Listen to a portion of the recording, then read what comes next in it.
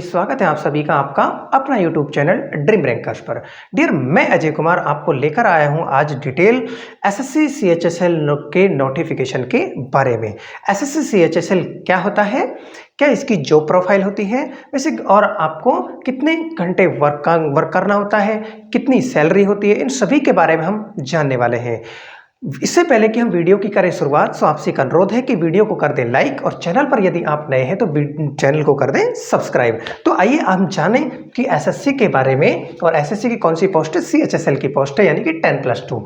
इसकी जो पोस्ट आई है वो कितनी आई है, 3712 पोस्ट है। अब 3712 पोस्ट है जिसके लिए कितनी पोस्ट है, यहाँ पर 3 पोस्ट होती है। डीईओ यानी कि डाटा एंट्री ऑपरेटर, जिसमें ग्रेड ए है। आपको याद रखना है, ध्यान भी रखना है कि इसमें केवल और केवल पीसीएम वाले जो हैं जिन्होंने 12th से की हुई है, पीसीएम से। देखो बहुत अच्छी वैकेंसी है।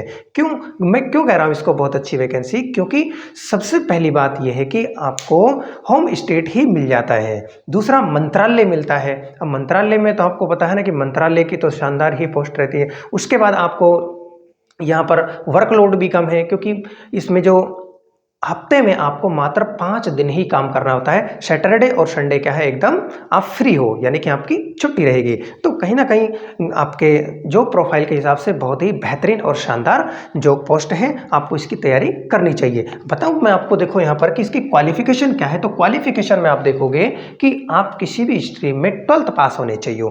केवल मात्र इसको छोड़ दे तो DEO data entry operator grade A की पोस्ट को छोड़ दो, तो इसमें आपको टेंशन लेने की जरूरत नहीं, क्योंकि 3712 वैकेंसी में इसमें 400-500 वैकेंसी शायद इनकी होंगी, बाकी सभी में आप एलिजिबल हो। अब यहाँ पर क्वालिफिकेशन की बात करें तो 12th क्वालिफिकेशन है, पीसीएम होना चाहिए। किसके लिए, अगर आपको ये पोस्ट चाहिए तो।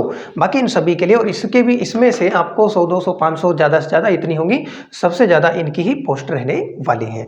अब इसके जो एज लिमिट है वो क्या रहती है, जिसकी भी एज मेरे भाई 18 से लेकर कितनी, 18 से लेकर 27 ईयर का आप हो, तो आप इस फॉर्म को फिल कर सकते हो। ये कब तक हो जाना चाहिए, मान लीजिए 18 साल के अभी आप नहीं हो, आप 18 में घट रही हैं, तो आपको ध्यान रखना है कि 1 अगस्त 2024 तक आप कितने के हो जाने चाहिए, 18 साल के हो जाने चाहिए, तो आप इस फॉर्म को फिल कर सकते हो। सर दूसरी बात, यहाँ पर फॉर्म कब से स्टार्ट हो रहे हैं, फॉर्म स्टार्ट हो रहे हैं भाई आपके कितने, 8 अप्रैल 2024 यानी कि स्टार्ट हो चुके हैं, और 8 मई 2024 तक फिल होंगे। आप अभी 1-2-3 दिन रुकिएगा, उसके बाद फॉर्म फिल करिए, और लास्ट डेट का भी इंतजार नहीं करना है। अब ये बात है कि यहाँ पर वो आपको 1 महीने का पूरा टाइम मिल रहा है फॉर्म फिल करने के लिए। सर दूसरी बात क्या है, यहाँ पर देखो, यहाँ पर यह है कि एज रिलैक्सेशन मिलेगा कि नहीं मिलेगा। भाई यहाँ पर ध्यान रखना है आपको कि एससी और एसटी के यदि आप कैंडिडेट हो तो आपको एज रिलैक्सेशन मिलेगा, यानी कि एज में आपको छूट मिलेगी। यानी कि आप कि 27 साल के हो चुके हो और आप एससी और एसटी के कैंडिडेट हो तो आपको 5 साल की छूट मिलेगी, यानी कि आप 32 साल के भी हो तो भी आप इस फॉर्म को फिल कर सकते हो। और ओबीसी वाले की बात करें तो 3 साल की आपको छूट मिलेगी, यानी आप ऐसे समझ सकते हो कि आप 27 साल से ऊपर के हो, यानी कि 30 साल तक आप ओबीसी वाले भी क्या है, इस फॉर्म को फिल कर सकते हैं। सर दूसरी बात आप ये और समझाओ कि एग्जाम पैटर्न क्या होता है। एग्जाम पैटर्न क्या होता है कि एग्जाम पैटर्न की बात करो तो आप देखोगे कि यहाँ पर इसके कितने एग्जाम होते हैं, 2 एग्जाम होते हैं। एक तो प्री एग्जाम होगा और एक इसका क्या होगा, मेन एग्जाम होगा। और 3rd नंबर पे क्या होगी भाई, इसकी टाइपिंग भी होगी। अब टाइपिंग जो है आपकी मर्जी है, आपको हिंदी में आती है तो हिंदी में करके आना भाई, अगर आपको इंग्लिश में आती है तो इंग्लिश में करके आना। तो कहने का मतलब ये है कि यहाँ पर आपको ऑप्शनल है, आपको जो अच्छी लगे। इंग्लिश आती है तो इंग्लिश, और हिंदी की टाइपिंग आती है तो हिंदी। अब मतलब कम से कम 35 वर्ड पर मिनट की स्पीड आपकी होनी चाहिए। चलो जानते हैं एग्जाम पैटर्न के बारे में। तो एग्जाम पैटर्न में क्या है कि प्री जो एग्जाम होगा उसमें भाई क्वेश्चन आएंगे आपके कितने, 100 कितने क्वेश्चन आएंगे? 100 क्वेश्चन आएंगे, जिसमें क्या है 25 तो किसके होंगे भाई? मैथ के, 25 किसके होंगे भाई? रीजनिंग के, 25 किसके होंगे भाई? इंग्लिश के, और 25 ही किसके होंगे? जीके के। यानी कि इनके 25-25 क्वेश्चन, और पर क्वेश्चन होगा भाई 2 मार्क्स का, जिसमें आपके टोटल हो जाएंगे, बोलो कितने मार्क्स? 200 मार्क्स का ये एग्जाम होने वाला है। और हम बात करें पर क्वेश्चन जो है 2 नंबर का है, इसलिए ये 200 मार्क्स का एग्जाम हो जाएगा। थर्ड हम बात करें तो आपके यहाँ पर कि यहाँ पर जो अगर ये जो है ये प्री के एग्जाम, ध्यान रखना एग्जाम में आपकी जो मेरिट बनेगी उसमें प्री के नंबर नहीं जुड़ते हैं। पहली बात ये क्वालिफाइंग नेचर का है, ध्यान रखना है। असली जो आपकी मेरिट बनेगी वो बनेगी भाई यहाँ मेंस एग्जाम से। अब मेंस में भी सिलेबस देखो तो सिलेबस दोनों का ही क्या है भाई? सेम है। इसमें भी क्या आ रहा है? इसमें क्या आ रहा है? इसमें भी मैथ आ रहा है, इसमें भी रीजनिंग है, इसमें भी इंग्लिश है, इसमें भी जीके, माने कि सेम ही है, लेकिन सिर्फ क्या बदले हैं? क्वेश्चन नंबर बदले हैं। देखो यहाँ पर देखो 30 क्वेश्चन हैं और यहाँ पर कितने क्वेश्चन थे? 25 क्वेश्चन थे।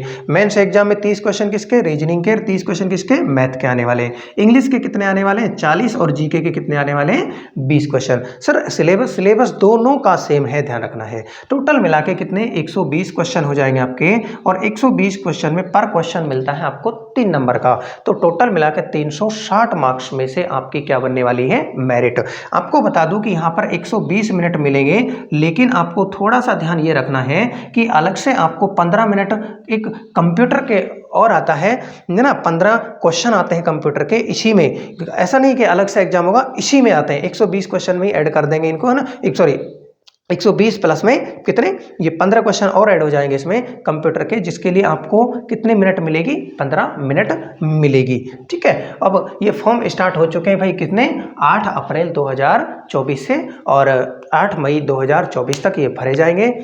यदि आप इस एग्जाम की तैयारी करना चाहते हो तो आप इस फॉर्म को फिल कर सकते हो। बहुत शानदार ज़बरदस्त नोटिफिकेशन वैकेंसी है आपके लिए, आप इसकी तैयारी कर सकते हो। अब मैं आपके लिए इस तैयारी को लेकर क्या कराने वाला हूं, तो मैं आपको पढ़ाऊंगा भाई यहाँ पर इंग्लिश के जो आपके 40 क्वेश्चन किसके? मेंस के, और ये इंग्लिश के 25 क्वेश्चन इसके। यानी कि इंग्लिश में देखो इंग्लिश का काफ़ी अच्छा रोल है, सबसे ज़्यादा रोल किसका है इसमें? इंग्लिश का ही है। और मैं इस को लेकर आपको प्री प्लस मेंस दोनों लेकर ही मैं इस चैनल पर आपको पढ़ाने वाला हूं। तो यदि आप चाहते हो पढ़ना, आप चाहते हो इसी प्रकार की नोटिफिकेशन आपको मिलती रहे और इसी प्रकार की जानकारी आपको मिलती रहे, तो चैनल को लाइक शेयर सब्सक्राइब कर लीजिएगा। तो मिलते हैं आपको नेक्स्ट वीडियो में, जिसमें आपको मैं बताऊंगा कुछ और डिटेल एसएससी के बारे में ही।